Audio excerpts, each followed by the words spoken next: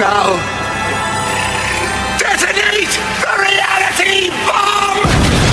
I will build a great, great wall. Some alien race to come down and threaten us. Is the singularity near? The truth is out there. The military-industrial complex. The seven mountains of the influencers of culture. To be as gods, you know. Change has come to America. Catapult of propaganda. From a secure location on top of the ridge in the heart of the beautiful Missouri Ozarks, this is A View from the Bunker.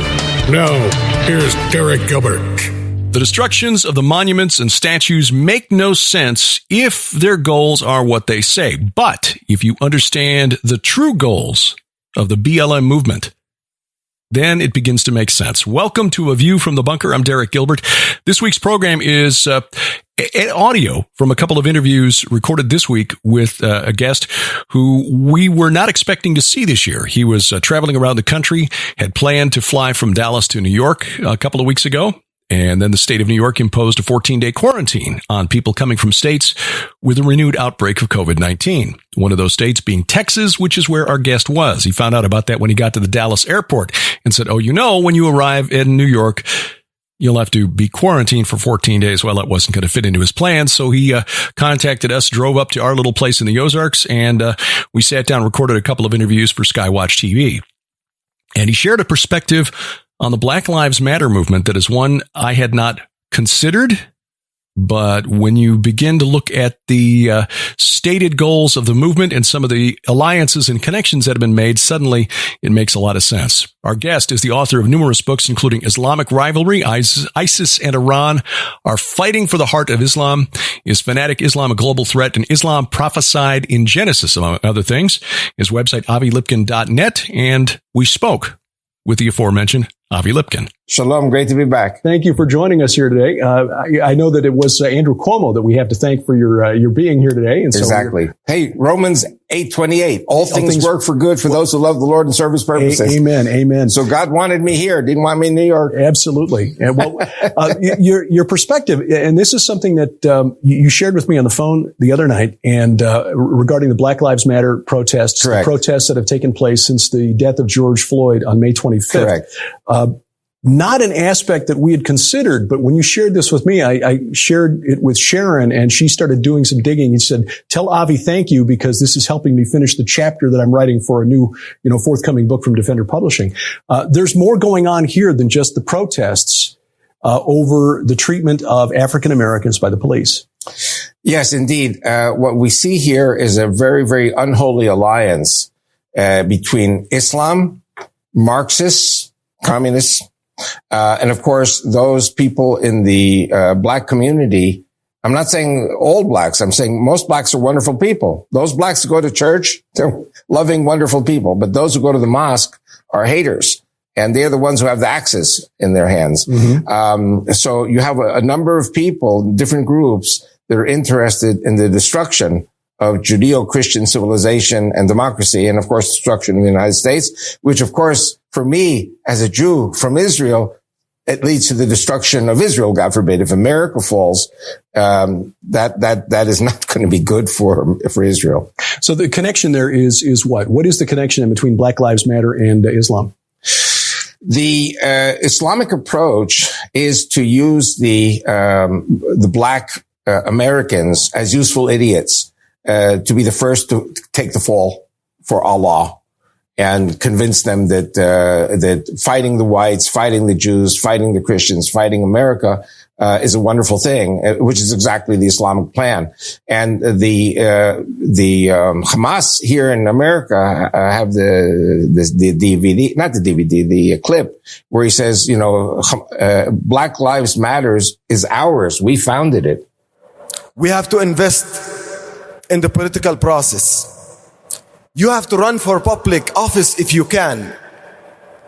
And we will help you. We will train you in it. You have to build relations, and you have to cultivate these relations.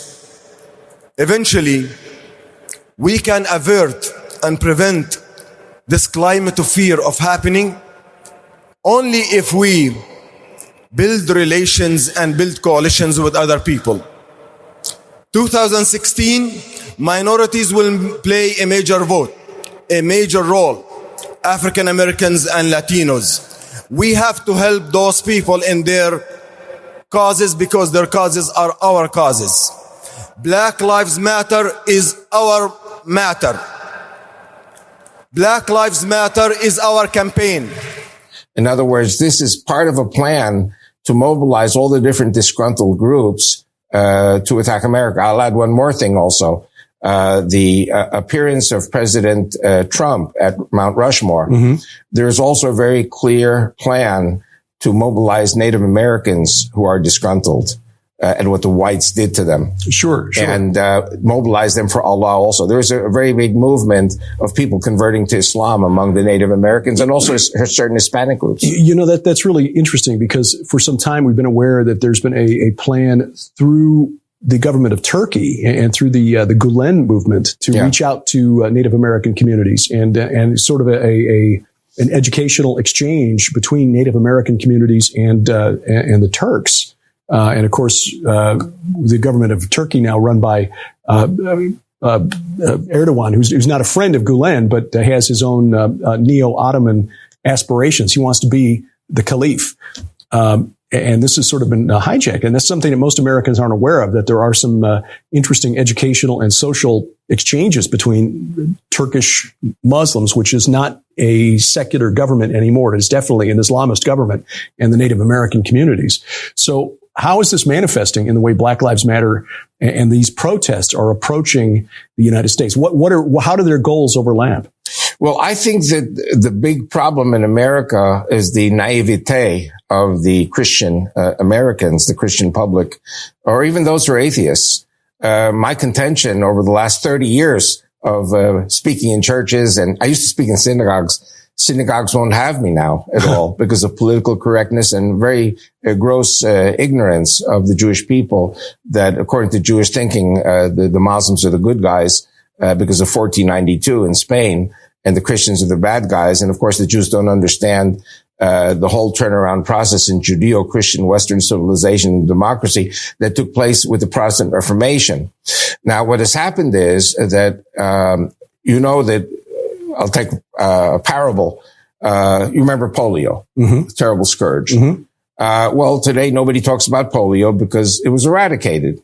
But there are places like Nigeria and Africa where they will not take that vaccination, saying that this is a Western plan to create infertile men and women so that they don't reproduce, which is an enemy of Islam, because they're going to use this to grow in population. Here in America, the problem is, you remember the term, it takes a thief to know a thief? So just as Americans are not vaccinated anymore against the threat of totalitarianism, which is Marxism, communism, Islam, Black Lives Matter, these are all different types of a polio which want to attack the healthy body of Christian America. So my message in the Christian churches is like a vaccination against this Islamic polio or this communist polio.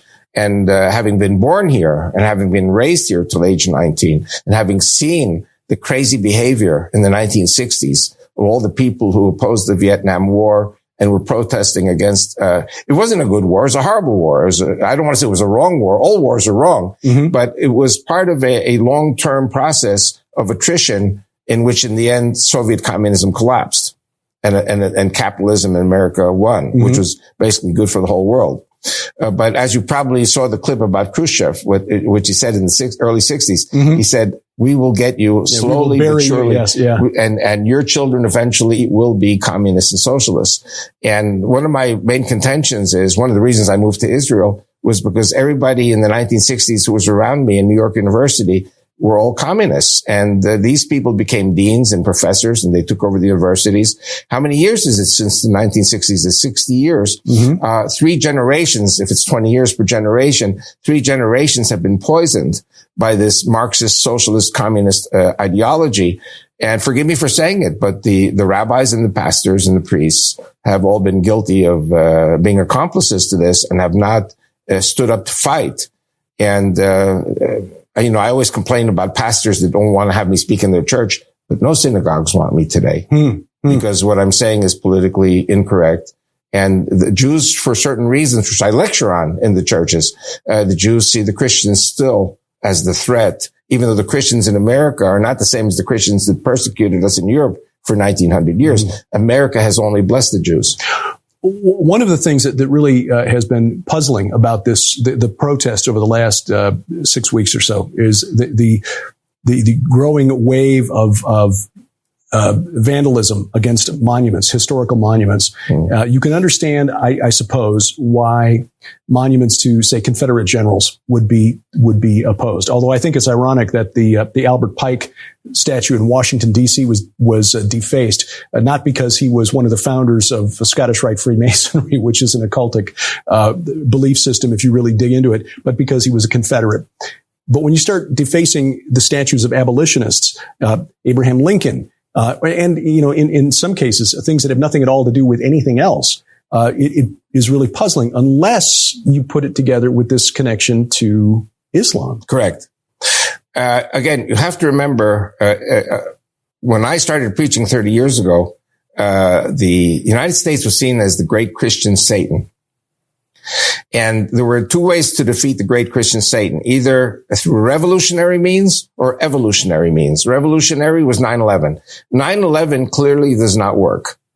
And right after 9/11, President George W. Bush got rid of the Taliban at that time from Afghanistan and eventually got rid of Saddam Hussein. So, they really shouldn't think of attacking America militarily. The key is evolutionary, which means bringing in, according to my calculations, 30 million Muslims into the United States over a 50-year period. There were 100,000 in 1970. Today, I calculate that there are 30 million. The Jews are 6 million. So we are no longer a Judeo-Christian America. We are a Christian, Muslim, Jewish, Hindu country, according to former President Obama. He said it in his speech in 2009 that America is a Christian Muslim country, and he wasn't lying. He was telling the absolute truth. So people do not want to see that America has ceased to be a Judeo-Christian country, which means Judeo-Christian Western civilization and democracy. And what is happening, because the churches are asleep, the Jews are not asleep. The Jews are comatose. So the Muslims actually are winning temporarily, and they're using the blacks as their useful idiots. By the way, the Muslims are using the Jews as their useful idiots too. So it seems like there is this naivete which can only be overcome with education. And so I always stress when I go to the churches, they say, well, what can we do? I say, educate, know your history. Because what's happening today is Americans simply do not know their history. And I have to tell you the truth, in Israel, many young kids today, they know nothing. They don't know who David Ben-Gurion was, our first prime minister. Things like this are not being taught in the Israeli schools. They don't know who Jabotinsky was. I mean, these are important. I don't expect Americans to know the names, but Ben-Gurion, we should know those names. Yes. And Moshe Dayan with the eye patch, people don't even know who he is. So it seems, don't forget the Israeli educational system, the leadership, much of the leadership, even if the Likud wins the elections, the leadership educationally and security wise, they're socialists. And so they try to put aside anything which is nationalist or patriotic, and we become internationalists. And this is the problem with the Jews today in America, that they're internationalists and not nationalists. So I, for example, am a Jew born in America. So I would be, it's fair to say I'm a nationalist American. I'm a nationalist Israeli. And they go together because we're defending a mindset. We're defending Judeo-Christian Western civilization and democracy. But you can only do that through good education and through good teaching in the churches. Unless you think we're making too much of this, point out that in December of 2015, the executive director of the Council on American Islamic Relations, Nihad Awad, addressed the Muslim American Society and said at this meeting almost 5 years ago that American Muslims should support the Black Lives Matter movement because, he said, and I'm quoting now, Black Lives Matter is our matter. Black Lives Matter is our campaign, end quote. And at that same event, another leader of the Muslim American Society urged revolution and compared the situation in the United States to the Arab Spring revolutions in Egypt, Libya, Tunisia, and Syria. In other words, what we're seeing here is an effort to build that same sort of groundswell revolution using social media and useful idiots on the streets who will be discarded once their use is once their tasks are accomplished. You know, I want to tell you something. Like I said before, I've been speaking in churches since 1990. When I first came here as an Israeli army spokesman in the reserves, my task primarily was to explain the realities of Saddam Hussein in Kuwait, in Desert Shield, Desert Storm. And then I went to seminary for 3 years. In 1994, I came back and I saw a video made by PBS, Public Broadcasting, Stephen Emerson, Jihad in America. And actually, PBS funded the production of this wonderful teaching by Stephen Emerson, was an anti-terrorism expert. He was assisted by the FBI, the CIA, and the State Department. I saw it in San Antonio at the home of a lady who it was on PBS that day. They said, "Well, the teaching is available." So immediately I said, "Well, I've got to, get people to buy this." So I said, I remembered the telephone number, the 800 number by memory. I said, "Call PBS such and such and you can buy it there." And people came back to me and said it was decided to remove it from the shelves and to be suppressed. And, because of orders, who was president at the time? Clinton. Mm-hmm. And, you see, in 1993, a truck bomb exploded in the underground parking of the World Trade Center. Right. And Stephen Emerson was focusing on this. And he was saying, if at first you don't succeed, try again. My wife, Rachel, was watching the Arabic TV news broadcasts 5-6 years before 9/11. And on the wall behind the presenters was this big, long, vertical calendar with the 2 trade towers on fire. In other words, this was the ultimate purpose. If at first you don't succeed, try again. Mm-hmm. How do you destroy America? How do you destroy Christianity? You destroy the economy. How do you destroy the economy? You destroy the World Trade Center. Have the planes attack at a certain floor, 97th floor. Mm-hmm. The idea was that the buildings would be toppled, in which 50,000 die in one building, 50,000 die in the other building. If they're toppled, they kill another 50,000 and 50,000. And that would be the vengeance on America, killing 200,000 Americans because of what they claim happened in Iraq when the U.S. killed, they claimed 200,000 Iraqi soldiers, in the war in Kuwait. By the way, and I explained this in my first book, is Fanatic Islam, a Global Threat. And in my third book, Islamic Threat Updates, the Oklahoma City bombing, in April, I think it was April 14th of 1995, they said it was, just Timothy McVeigh and Terry Nichols. Mm-hmm. They were involved. They were front men. By the way, Terry Nichols was in the Philippines with the engineer who made I'm trying to remember his name now, who made the truck bomb in New York City in 1993. So Timothy McVeigh and Terry Nichols were working with these Islamic terrorists in the Philippines who had escaped from the FBI here in the U.S. And so the bombing in Oklahoma City was a Saddam Hussein state bombing. But one of the ironic things was that, you remember Whitewater and President Clinton? Yes. Well, Whitewater, all the documentation for the trial was in that building. So when the building got blown up, boom, no more trial for lack of evidence. Right. And so there are some people who say that Clinton knew about this, that they were following these Islamic Iraqi state terrorists in Oklahoma City.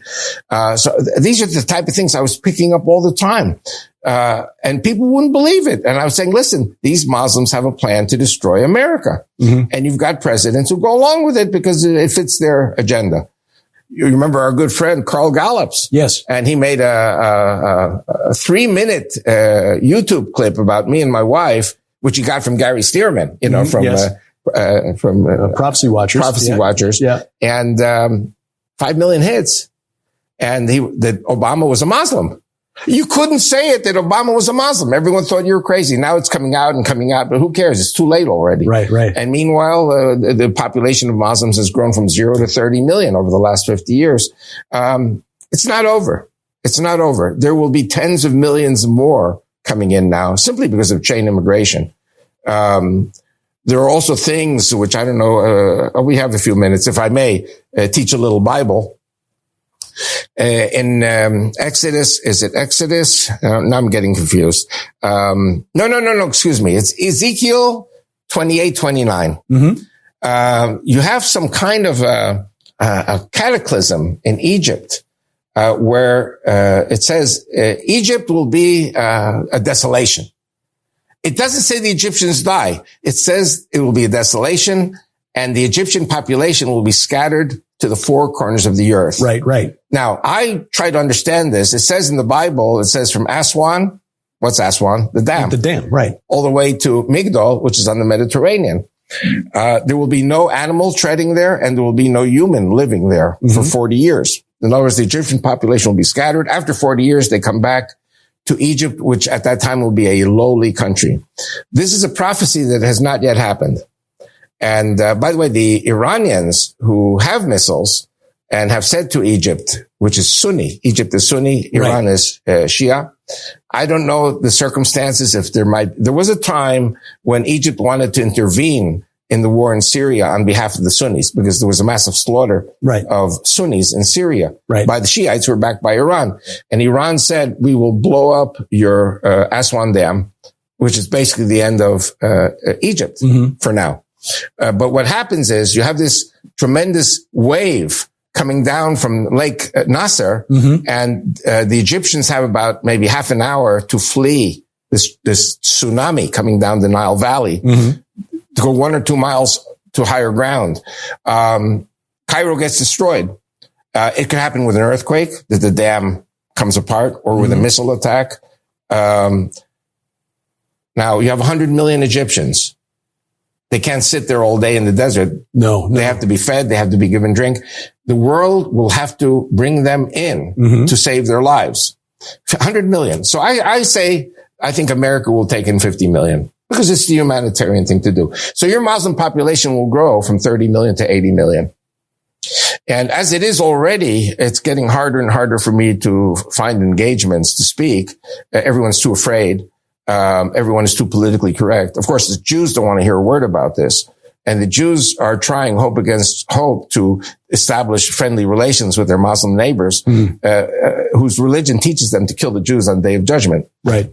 Jews on Saturday and then kill the Christians on Sunday. Right. You know, like what I'm doing, it seems to me so logical, and yet people are so ignorant and they don't want to be logical and try to understand the repercussions of tens and millions more Muslims coming into the country, killing the Jews, killing the Christians. And one last thing I wanted to say, you know, I founded a Judeo-Christian party to run for the Bible Knesset. Bloc Party, yes. And just think for a moment, when the massacres start, the massacres are already starting, not so much against the Jews, but it will be against the Jews eventually, against Jewish properties and homes and people. And, you know, the Jews hate the Christians, so they marry them. So we are married to about 80% of our, 6 million Jews marry 80% Christians. So we got like 4 million Christians married to 6 million Jews. And the Jewish spouse will not flee to Israel without the Christian spouse and the children. So my party will be the biggest party in the Knesset because we're going to be seeing a population of Jews, 7 million, going to 17 million. With a few million Christians. So, anyway, so everyone thinks it's crazy, but, I think God's crazy too. Long-term plan, right. Well, and not so long-term. Well, no. The alliance between the Black Lives Matter movement and the Council on American Islamic Relations, which has ties to both the Muslim Brotherhood and Hamas, makes sense now out of the, what appears to be random destruction of monuments and statues here in the United States. Consider what the Islamic State has done with statues, historic statues, pagan statues, but historic statues as old as 3,000-4,000 years in Iraq, Afghanistan, and Syria. Suddenly it makes sense. No icons in Islam. And when you look at the stated goals of Black Lives Matter and the Movement for Black Lives, a separate organization, the destruction of Western civilization is essentially what they're trying to accomplish. It is not about racial justice. It is really about fundamentally tearing down and rebuilding Western civilization from the ground up. Our conversation with Avi Lipkin continues next on A View from the Bunker.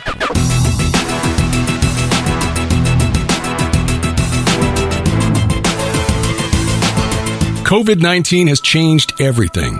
Because of the coronavirus, we can't bring the sold-out Defender Conference to Branson this year. So we decided if we can't bring the conference to Branson, we'll bring it to you instead. Skywatch TV's 2020 Defender Conference is going virtual. If you thought you were going to miss out because you couldn't travel to Branson this year, or because the conference sold out too quickly, now see and hear world-class speakers, cutting-edge presentations in the comfort of your own home. And to make it better, we're adding new speakers like Steve Quayle and New York Times best-selling author Joel Richardson. And don't miss what Tom Horn says will be his last conference presentation ever. Plus, we'll add all of the presentations from the 2019 Defender Conference, so you're getting 2 conferences for the price of 1. Sign up now. Skywatch TV's 2020 Defender Conference. Virtual, but bigger than ever. It goes live August 27th, 2020. For information and registration, log on to defenderconference.com. That's defenderconference.com.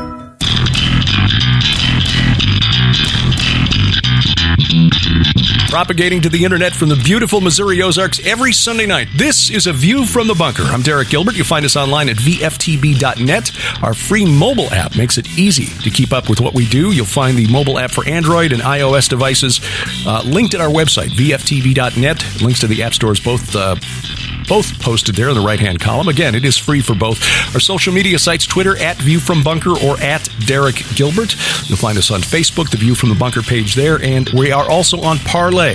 You'll find my handle at Parley, Derek P. Gilbert, P for Paul, Derek P. Gilbert at Parler, Parley.com. A lot of people, conservatives and Christians especially, fleeing Facebook, fleeing Twitter especially, and moving over to Parley, so hopefully we can see you there. We continued our conversation with Avi Lipkin, and a conversation turned from politics to archaeology. Well, one of the highlights of our Skywatch TV tour was when you and your lovely wife Rachel joined us at the Dead Sea Resort, the David Dead Sea Resort there. And, yeah, we were suffering for Christ there. We were, and appreciated you sharing a little bit of your insight on what a typical Passover meal or what a typical Shabbat meal was like for us as Christians, because most of us never have the opportunity to experience that. The previous year, Aaron took us, your son Aaron, who's the CEO of Lipkin Tours, took us into his synagogue there in Ophrah and gave us a tour and showed us, this is what, goes on inside the synagogue, which again was something that we as Christians don't see. But what makes Aaron's tours so unique, and one of the reasons we love following his posts to Facebook, is that he is an archaeology fan, nerd, geek, whatever, just as Sharon and I are. And I know that you appreciate it as well, because it's proving the veracity of the Bible. Correct. The locations in the Old Testament that had been lost for generations. After 1967, when Israeli archaeologists were able to explore what the world calls the West Bank, Judea and Samaria, the Golan, suddenly these sites they've been found again or rediscovered, and it's bringing the Bible to life. And that's one of the reasons we appreciate Aaron coordinating our tours. What was it like for you, born and raised in the United States, going back over to Israel, and then being taught that, we don't know where these places are, and now to see the archaeologists saying, okay, we found it. We found where Jacob saw this stairway to heaven. Correct. Indeed, I was born in 1949. In 1962, I was 13. And, Jewish boys, get their bar mitzvah at age 13. I think girls at age 12. And so I was at Hebrew school preparing for the bar mitzvah, and I was going to Hebrew school, but I had a vice, and my vice was stamp collecting. And some of my friends in the Hebrew school class were also stamp collectors, and so we'd be trading stamps under the table while the teacher wasn't watching. And she caught us, and she comes over, and in April of 1962, the United States Post Office issued a series of stamps commemorating the Civil War. And one of the stamps was the Battle of Shiloh. Mm-hmm. And of course, Shiloh was a very important battle in the Civil War. Today, most American kids don't even know what Shiloh is in Tennessee, but this was a very important battle in April of 62. And so that my Hebrew school teacher, an Israeli woman, saw us as Battle of Shiloh. And she said to me, did you know that Shiloh is in Israel? It's in the Bible. And so this was in 1962, before we liberated Judea and Samaria. And I said to her, well, where is it in Israel? And she said, well, we don't know. Now, the problem when you read a book like the Bible and you don't know where Shiloh is, you're going to suspect that it's just a myth, that it's just a fable. And 5 years later, in 1967, we did liberate it. And So immediately the Israelis started going to all these Arab Christian villages near the suspected sites. So there's an Arab Christian village called the ruins of Shiloh. So we went there, not me, I mean the archaeologists. Do you know where the ancient Shiloh is? Yeah, sure, it's down at the bottom of the hill there. And so they brought in the archaeologists, they started digging, and they found 4 Greek Byzantine churches. And they dug and they dug and they dug, and 6 feet down they find a Greek mosaic which said, "May the Lord Jesus Christ have mercy on the people of Shiloh." Bingo! Yeah. So we found Shiloh. Meanwhile, there's a tell. A tell is like an archaeological hill of settlement. And it's every year they have a season. They're constantly finding new things from Shiloh. Shiloh is very important because, as you know, there was this massive battle in which the high priest Eli dies. His 2 sons die in battle. And then the prophet Samuel basically takes over. Now, why is this important? Because, you know, there are atheists who call themselves Christians and Jews nominally, but they don't believe in God. Yitzhak Rabin said that the Bible is a pack of lies, that it's all fairy tales, myths. And he was a socialist. He was a Jew, but he was a socialist. He didn't believe in God. We've got too many of these so-called Jews and so-called Christians that they don't really believe in anything because, well, the Bible is a pack of myths and lies. So anyway, so the moment Mr. Jesus from Nazareth says, "This is Shiloh," or the Greeks put it in there. Now, the whole city was destroyed, I think, in 748 or 768. There was this massive earthquake. Right. Which destroyed Skytopolis, which is Bet Sha'an. You know, all the columns fell in one direction from the same thing with Shiloh. But they've been digging and digging and digging. So that the minimalists, as we call them, those who don't believe in God at all, said King David, King Saul never existed. It's a myth. But if we found Shiloh, we found Prophet Samuel. Prophet Samuel was the one who anointed David and Saul. Right. So this is like another piece in the jigsaw puzzle proving the veracity of the Bible.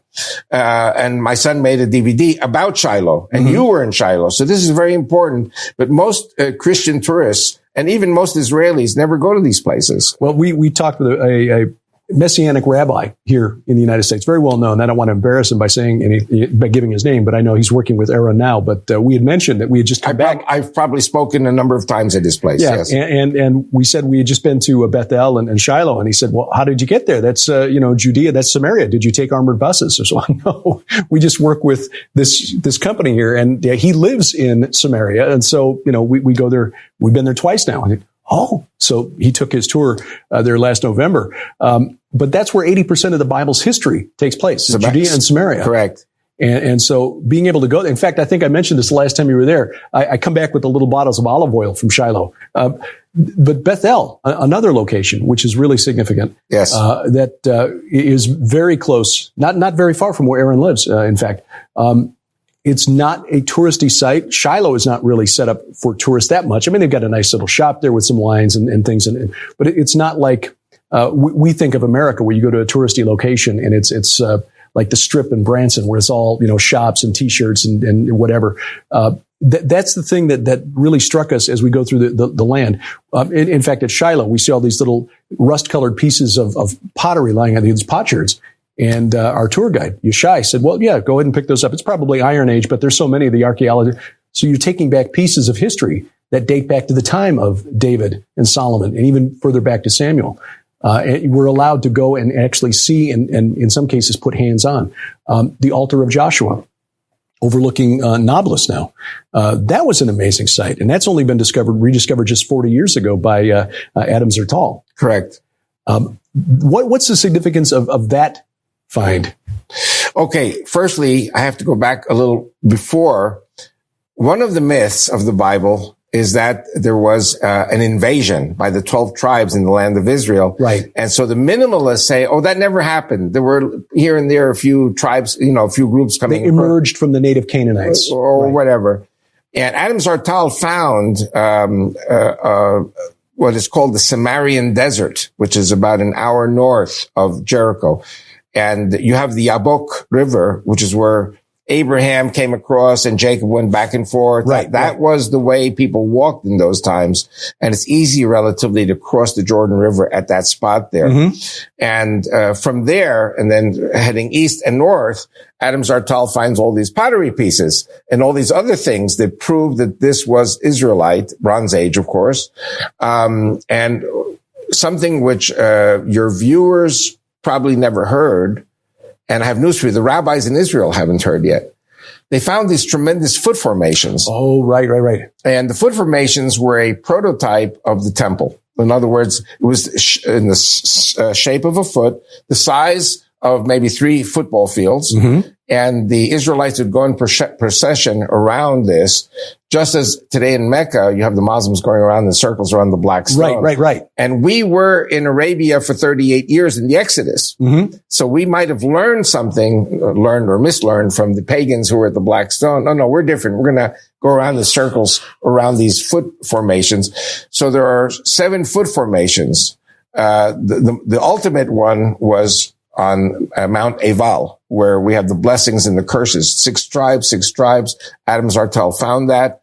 And it's exactly the same dimensions as the altar in the temple in Jerusalem. And what you see in Shiloh also is connected from that, because from Mount Eval it went to Shiloh, and from Shiloh it went to other places, but it went to Jerusalem eventually when David built his city. In fact, we put that into the documentary or travel documentary of our tour last year, because we had mentioned that we had to miss seeing Argamon, which is one of those locations, because the foot formation, coordinating with the IDF to get up to Joshua's altar was okay. Now we can go. Now you got to wait. Now we can go. Now you got to wait.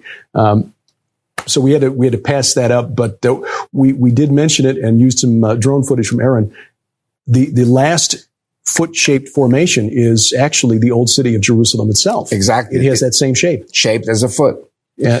And one of the things that we Jewish people overlook completely is that the pilgrimage holidays of Passover, Pentecost, and Tabernacles, in Hebrew it's called Aliyah LaRegel. Aliyah LaRegel, everyone thinks of it today as going up to Jerusalem to make sacrifices or go on pilgrimage.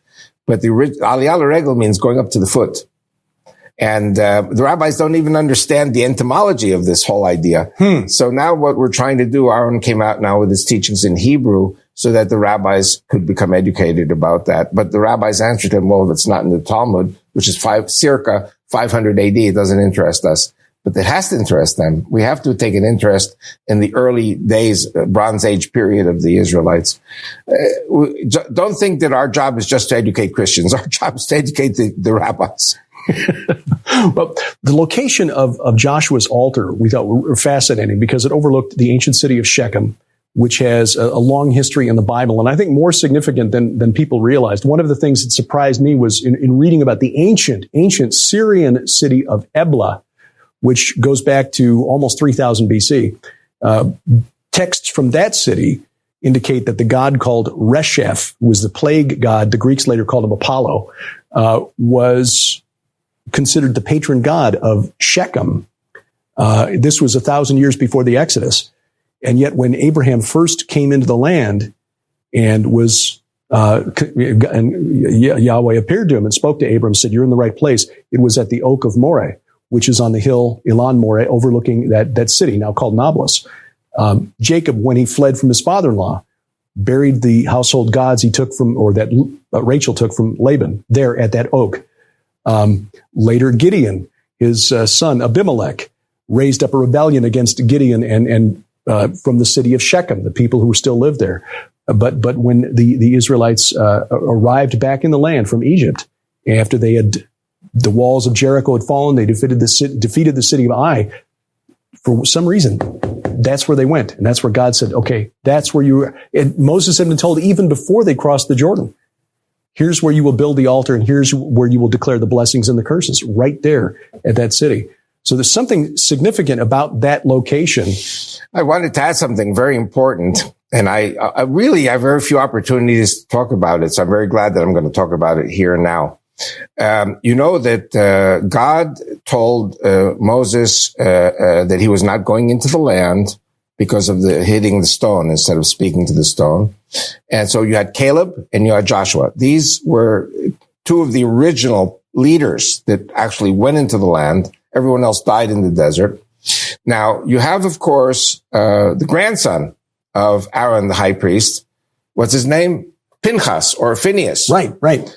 And you have the story, actually, that we are reading at this time now in synagogues, where an Israelite prince is having sex with a prostitute of the temple of I call it the Temple of the Black Stone in Mecca.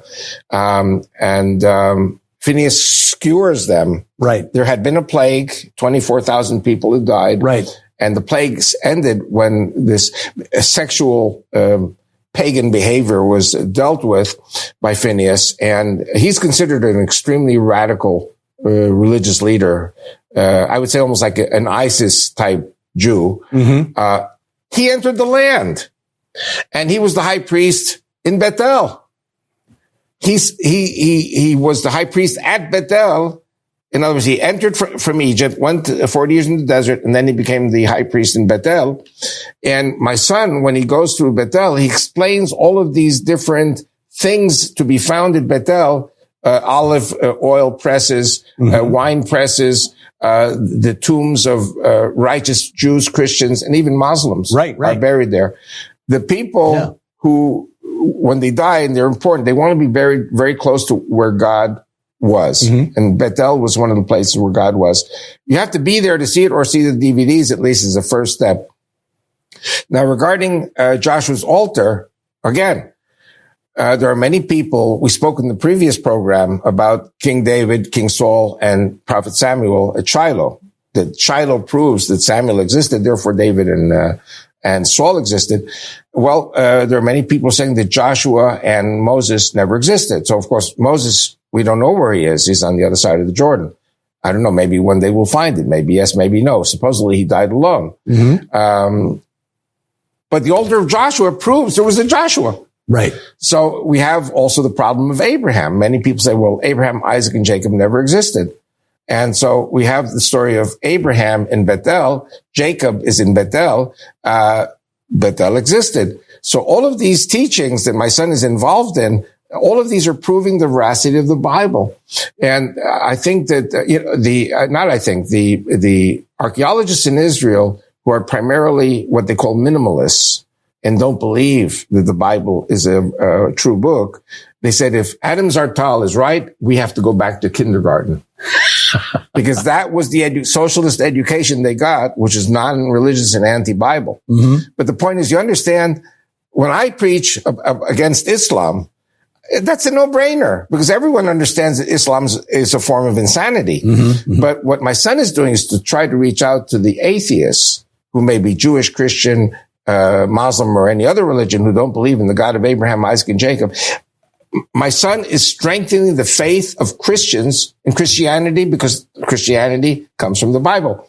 I wanted to share something very important. I don't know if we have time, but ignore the clock. We'll go as long as we want. When I started working on my Judeo-Christian Bible Block party 15 years ago, I called up. I know some people don't like the Vatican or the Catholics. I love Catholics. I love Protestants. I love Muslims. I love everybody. I even love the Jews. Anyway, my people, even though they're stiff-necked. But when I started working on the party, I called the Vatican ambassador, Pietro Sambi. Pietro Sambi, rest in peace, was an archbishop. And when I called him, I said, listen, I formed a Judeo-Christian party. I've written books, CDs, DVDs, and everything. I just want to give them to you. He said, well, that's good, because I only have 5 minutes for you. He received me. And it turned out the meeting went on for an hour. And very, very warm, wonderful meeting. And he said to me, okay, I'm going to tell you something in confidence, but don't talk about it, because it'll get me in trouble in the Vatican. And, well, he died from some kind of a transplant in the hospital. So he's not going to get into trouble anymore. He's in heaven already. Anyway, in my book, he's in heaven. Anyway, so he said to me that, everybody knows that on Mount Moriah, there was a first temple of Solomon, second temple of Herod. We all know Jesus was there. Anyway, the guide, booklets for tours were printed in Amman, Jordan, also until 1962, because I have the 62 and I have the 1924 tour guide. And they all talk about the temple on Mount Moriah, where you have now the mosques. In 1964, the PLO was created, and Yasser Arafat came up with this brilliant idea, a psychotic idea, to say, guess what? There was never a temple. The Jews have no claim to Jerusalem. And the United Nations under UNESCO says the Jews and the Christians have no claim to Jerusalem. It's a Muslim town. So we go back to archaeology. So anyway, he says to me that the Muslims were pushing him. Was there a temple or was there not a temple? And, the Vatican ambassador is a diplomat. He's not there to debate, just to be a conduit to the Vatican. So he met with the Muslim leaders and they gave him no choice. He had to answer them. And he said to them, okay, listen, you ask me, you're forcing me. I have to give you an honest answer. If there was no temple, if there was no Jewish temple on the Temple Mount, where did Jesus overturn the money changers' tables? At the temple. Yeah. John 10, verse 22, Jesus visits the temple on Hanukkah, the Feast of Dedication, the only Jewish holiday in the winter. That's what it says in the New Testament. So Jesus visits the temple on Hanukkah. He's a good Jew. Anyway, people get angry when I say that. I mean, it's true, though. Yeah. Do you remember Left Behind? Jesus has his bar mitzvah at the temple when he was 12, and his parents forgot about him, or they left him. I don't know what happened.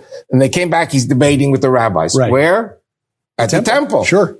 Where did the apostle Paul go? The temple. Where did the other apostles go? The temple. And so he said to the Muslims, he says, if there was no temple, then you can throw the New Testament out together with the Old Testament, and you can throw out Judaism and Christianity. Any attack on one is an attack on the other. So this is an important example of how the archaeology proves that there was a temple. And I'll add two more things. The Babylonians in 586 BC had a list of all the loot that they took out of the first temple. Right. And if you don't believe that there was a temple, go to Rome. Go to the Arch of Titus. Yes. And there you have a menorah. Exactly. Taken from the temple by the Roman soldiers. So this is, you don't even have to read the Bible. It's right there in the archaeology in Rome. Yeah. But the thing is, people like to blur things out of their own ignorance and out of their arrogance. One of the most interesting things I read was that the last night of Babylon in 539 BC, Belshazzar, Daniel chapter 5, right. Many Tekel Upharsin. Scholars have looked at that and argued that it was on 17 Tishrei. Yeah. So it was during the Feast of Tabernacles, Sukkot, when this took place. And he brought out the temple service for the fall festival called the Akitu festival for the moon god. Yes. And that's when God said, that's it, Babylon is done. Yes. So this long war with the moon god goes back much, much farther than Muhammad. And we must indeed repeat, because many people believe the myth that Allah is the same as God. And even the Pope says that Allah and God are the same. He is misinformed. Allah is the moon god, the war god, and the sword god of ancient Mecca and Medina. The moon, the sun, and the stars were the three greatest gods, pagan gods of Arabia.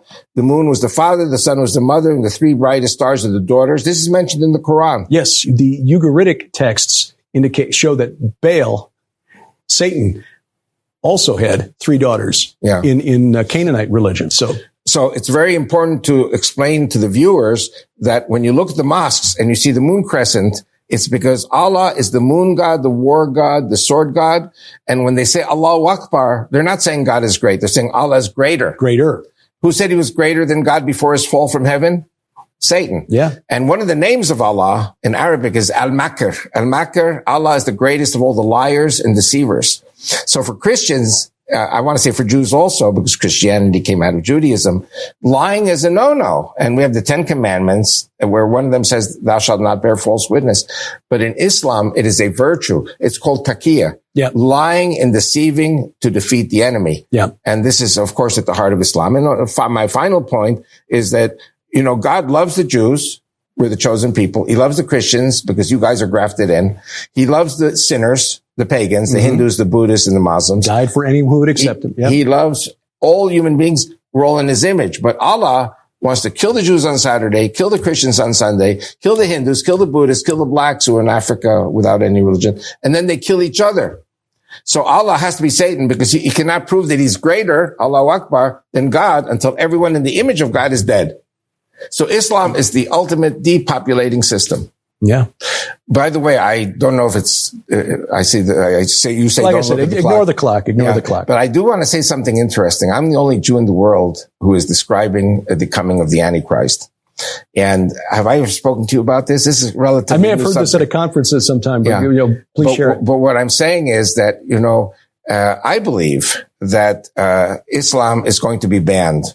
It's not going to be banned by the Jews or the Christians. It's going to be banned by the one world government. What is the God of the one world government? I mean, they're not good guys. Their God is Mammon. Mm-hmm.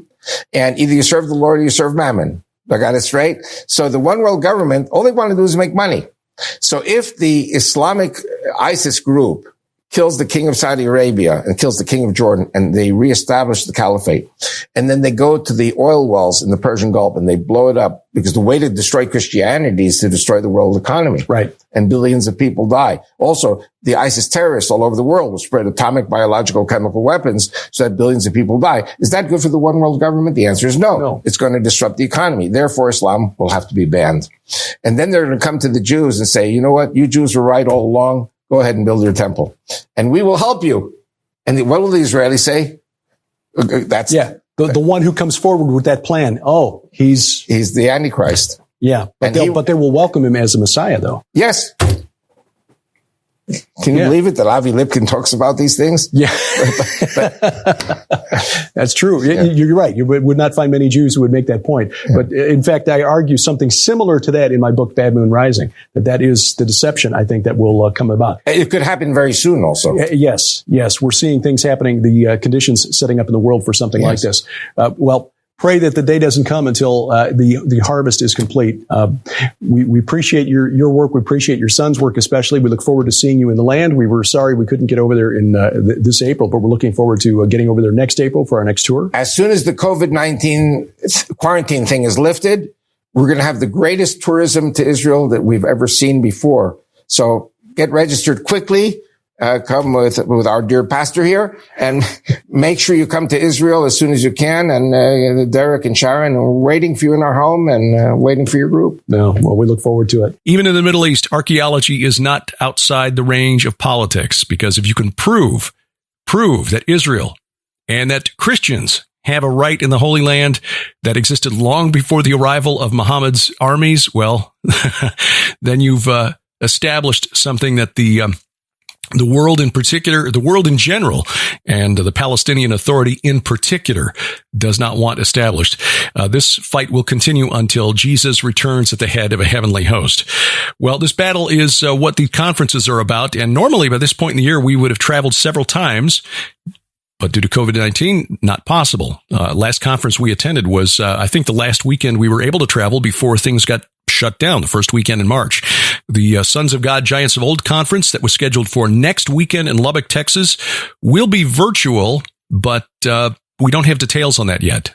That was going to be a physical conference, but because Texas is once again closing things down, making things more difficult to travel, and because of a personal tragedy, conference organizer Dr. Judd Burton lost his mother just a couple of weeks ago. And so it seemed best to allow the family to focus on that rather than conference organizing. There will be a virtual conference instead, but we don't have details on that yet.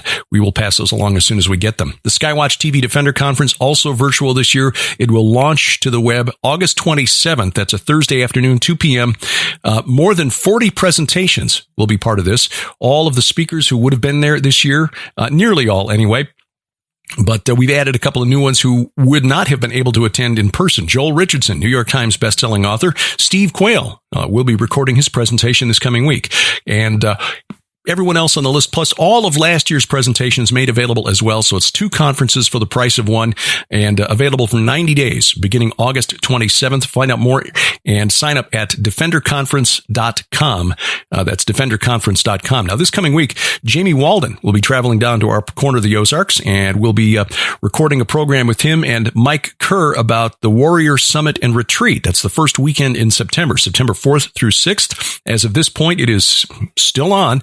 This will be at High Hill Christian Camp in High Hill, Missouri. That's on I-70 west of St. Louis. A weekend of fellowship and essentially resting and recharging. Dr. Michael Lake will be there, Coach Dave Daubenmeier, Jamie Walden, of course, Dr. Mike Spalding, Tim Alberino, Bob Griswold, and Sharon and me. And we hope we can see you there. No plan as far as a schedule of presentations. Basically, this is just a time to get together and fellowship. So we'll find out more from Jamie when he comes to visit us this week, and we'll have that program for you on Skywatch TV. Within a week or so, may even record something for a view from the bunker here while Jamie's in town, and we've got access to him. The Nephilim Again Conference, September 18th through 20th at Cherry Valley Lodge in Newark, Ohio. That's Russ Dizdar, Ellie Marzulli, Drew Graffia, the radical Christian, and Sharon and Meat will be there. NephilimAgain.com for more information on that one. The following weekend, back in Columbus, Ohio, Newark, Ohio is just east of Columbus. So basically 2 weekends in essentially the same part of Ohio. The East Coast Prophecy Conference from Southwest Radio Ministries. You'll find out more there. Southwest Radio Church, swrc.com. Pastor Carl Gallups, Pastor Billy Crone, Bill Federer among the speakers, and we hope to see you there. And then the Future Vision 2020 Conference in Colorado Springs. That's October 22nd through 25th. We will be there along with L.A. Marzulli, Bill Salas, Tommy Ice, Pastor Billy Crone, Tim Alberino, Carl Tykrib, Ken Johnson, Dr. Michael Lake, Joel Richardson, Lieutenant Colonel Bob McGinnis, and more. And that one we are really looking forward to. We haven't been to Colorado Springs since 2017. And the website to sign up is prophecywatchers.com. And then our tour of Israel, as we mentioned with Avi, we're praying that everything is good good to go, and we are planning on being there, God willing, April 18th through May 1st of 2021. It is a one-of-a-kind experience. We go places other tours just will not. Not limited to the strange archaeological sites like the fortress of Sisera, the Canaanite general who got the tent peg in his head, Gilgal, Rephaim, the newly recognized Serpent Mound of Bashan, Joshua's altar, Bethel, Shiloh, etc., but also Jerusalem, the Temple Mount, and the actual historic sites of the crucifixion and the burial tomb of Jesus, thanks to our good friend, Messianic Rabbi Zev Poret, who will be there with us. So you want to find out more and reserve your place, log on to skywatchinisrael.com. That's skywatchinisrael.com. A View from the Bunker is a production of Gilbert House and released under Creative Commons Attribution Non-Commercial No Derivatives 4.0 International License. The opening theme, Iron Bacon by Kevin MacLeod. His website is incompetech.com. Our announcer is DC Good. We do this because we wrestle not against flesh and blood. I'm Derek Gilbert, and this is A View from the Bunker.